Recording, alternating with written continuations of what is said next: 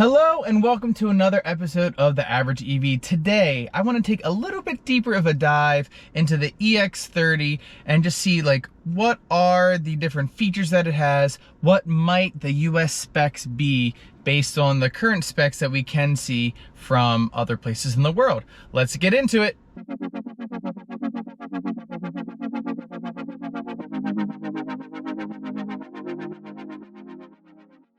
So everybody, here is the website for the Volvo EX30, the fully electric EX30, our smallest ever SUV.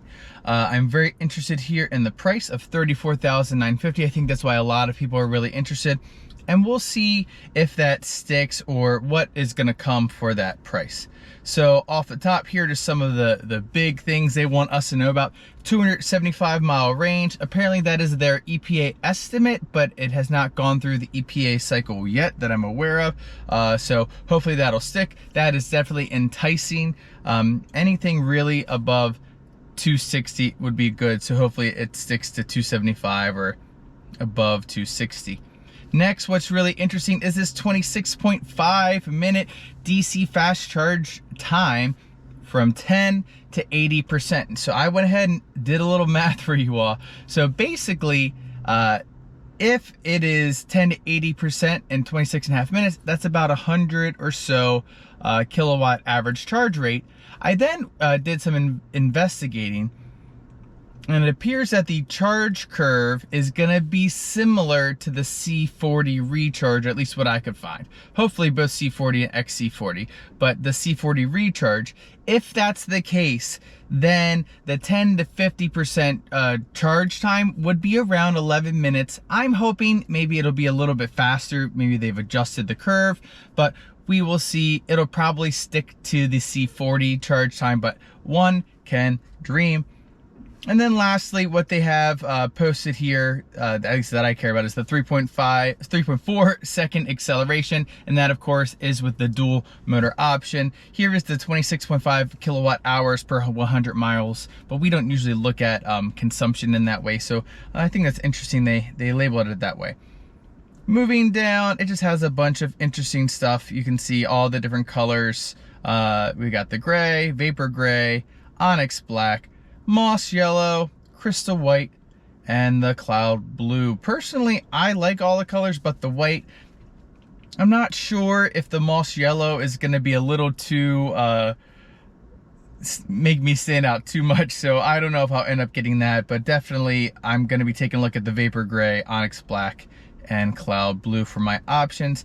Next, they have the interiors. I love the interior. I think it looks really great. I'm probably gonna go with the indigo. If you haven't read anything about it, it has recycled jeans, denim, which I think is really, really cool. And I like that dark blue color. So that's kind of it that I wanna show you all there. If you wanna place a reservation, it's a $500 deposit. It is a lot of money, but I like that it's a lot of money because then it makes it a little bit more serious, and hopefully Volvo can have a better picture of how many vehicles to make.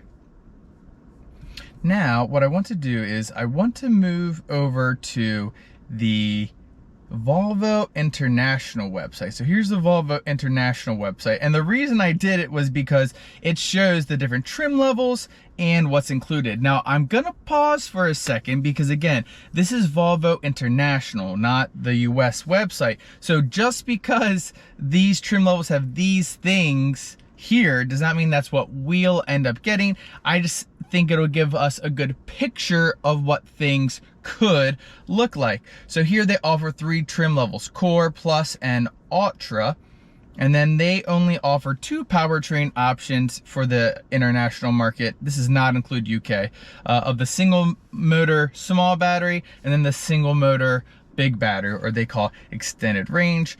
In the US, we'll only be receiving the single motor extended range and then the dual motor extended range. We will not get the small battery pack that I'm aware of. So here we've got the Core with a bunch of, fine features. Has 11 kilowatt onboard charger. I suspect that's what we'll get as well. It comes with a charging, that's a charging station cable, because in Europe it's a little bit different than in the US. So hopefully we'll also get a charger cable here. Here, cabin filter, heat pump. We're not going to get a heat pump in the US that I'm aware of, and I'm sure that'll help with costs and stuff like that. And here you can scroll through and look at these different features: adaptive cruise control, front camera. But what I'm going to do is actually click compare and compare Core versus Plus real quick.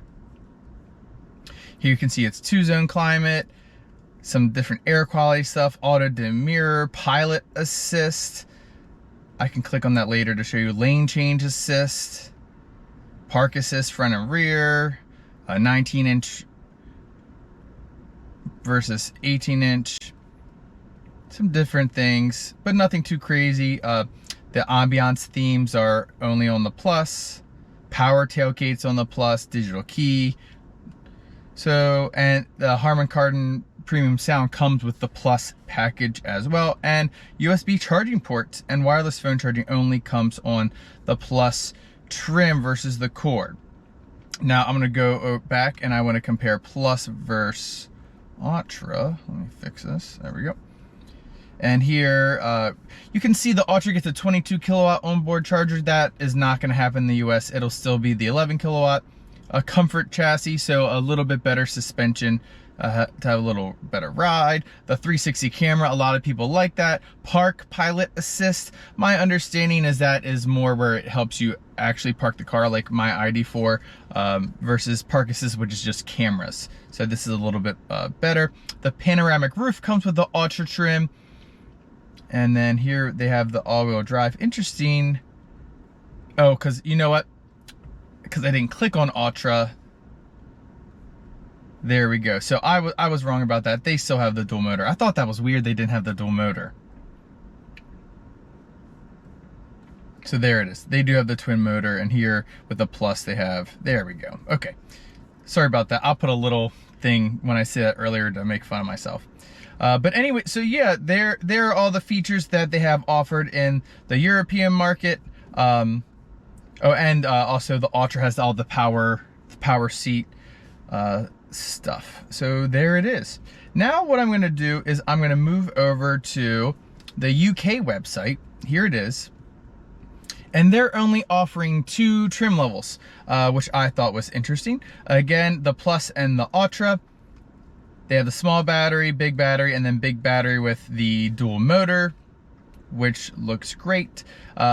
Essentially, the trims are pretty much the same. Again, we're probably not going to get the 22 kilowatt onboard charger just because of how stuff works in the US. Notice how, actually, let me go back and show you. Oh, because there is no baseline level trim. There is no heat pump in the UK version, which is what we will also not get a heat pump. 360 camera, and everything looks pretty much the same as far as that's concerned. 20-inch panoramic roof, 360 camera. So yeah, so what do I think is gonna be the reality once this actually comes to market in the US? Interesting. So the price point is so low, I feel like they have to offer the Core level trim, but I'm not sure if like Americans are gonna be interested in not having features like the pilot assist. What else? I'm trying to look at everything real quick. The pilot assist, the dimming rear view mirror, all the safety features that people like, the parking assist, stuff like that. So I think it's likely that in the US market, and also because those have to be obviously imported, that it's going to be 2 trim levels, but I could be wrong. And I will do a full video when they release all the details. So I'm thinking it'll probably be 2 trim levels. Maybe they take some of the nicer stuff out of the Plus and you know, get rid of the premium sound. That way people can get the features they want in the US, but you know, not have to pay, you know, whatever it would cost with all that in. Obviously, I think that panoramic roof is going to stay as a part of the top trim level, and also the 360 camera, because that is definitely a lot of added cost to the vehicle. So those are my thoughts about this right now. I'm thinking 2 trim levels. Maybe I'm wrong, but I think since it's going to be imported, they have this really low cost price. I don't see them doing 3 trim levels, but I could be wrong. Maybe I am wrong. But like I said, once all that stuff comes out, I will go over that with you all and give my impressions. But again, I'm still pretty excited about the EX30. The charge time is gonna be great. The range is gonna be great. I'm really excited. Even the fact that it has an 11 kilowatt onboard charger, so it can charge up pretty fast. It's 64 kilowatt hour battery, so theoretically you could go 0 to 100%, which you would never do, but you could do that in about 6 hours. So yeah, or a little under 6 hours. So I'm super excited. I think this is going to be a great option. I don't know what you all are going to do, but I'm most likely going to lease this because my Kona is currently leased. So I'll probably lease that. I'll take advantage of the lease loophole with the $7,500 off. And then also, from what I've read, and maybe I'm wrong, and I live in Maryland, Maryland just brought back a $3,000 credit for EVs, and it works on leases too. So hopefully I can get that as well, and maybe that'll allow me to bump up a trim level than I would have done. We'll see about that. But those are really all my thoughts about the EX30 at this point. I'm super excited. It is a little bit smaller. I'm in my Kona right now, a little bit smaller seat wise, but again, it's just my son's car seat. That's the only person that's ever in the back, so I don't think it's gonna be that big of a deal for me and in my use case. Obviously, if you're someone you're gonna be an Uber driver or something like that, it probably wouldn't be the best option because your passengers aren't gonna be comfortable. Or if you have older children, you know, in high school or something like that, it's probably not gonna be the most comfortable vehicle. It'll probably work, but wouldn't be the best. So if that was your case, I would go for a bigger car. But if it's just you, it's your daily commuter, you want something that's peppy and fun to drive around, I think that the EX30 is gonna be a way better option than the Kona, unless the Kona comes in at a really low price when they announce the 2024 pricing, which they still have not done yet. I don't think that's what's gonna happen, but that's where we're at. So please leave your comments down below. Can't wait to hear what you all are thinking about the Volvo EX30. And also tell me, what color are you looking at? Like I said, I'm trying to figure out which color I want to go for, and there's some interesting choices. I think the interiors are interesting too, but like I said, I'm gonna go for the indigo, the darker blue with the denim option. So thanks again for watching. Please remember to leave a like and a subscribe. Every time you do that, it really helps the channel grow, and I'm really appreciative of everybody that has helped get the channel to 1,000, and hopefully we can get 1,000 more. So thanks for watching, and I will catch you all next time.